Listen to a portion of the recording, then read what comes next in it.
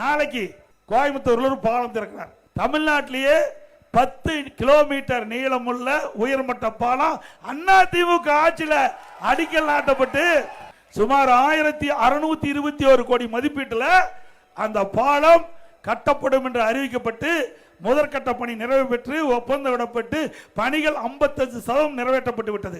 பிறகு ஆட்சி மாற்றம் 1.5 வருஷம் கிடப்பில போட்டாங்க. ஏன்னா உடனே செஞ்சா அதிமுக அரசுக்கு கடந்த அதிமுக அரசுக்கு நல்ல பெயர் வந்துவிடும் என்ற ஒரே காரணத்திற்கு அது வேலை செய்யாம 1.5 ஆண்டு கால கிடப்பில போட்டு இப்ப வேலையை முடிச்சு நாளைக்கு திறக்க இருக்கிறார். நாம் பெற்ற பிள்ளைக்கு அவர் பேர் நாளைக்கு வைக்கிறார். நாங்க பெற்ற பிள்ளைக்கு பேராது வை, நல்ல பேரா வை, உங்க அப்பா பேர் வச்சிடாத.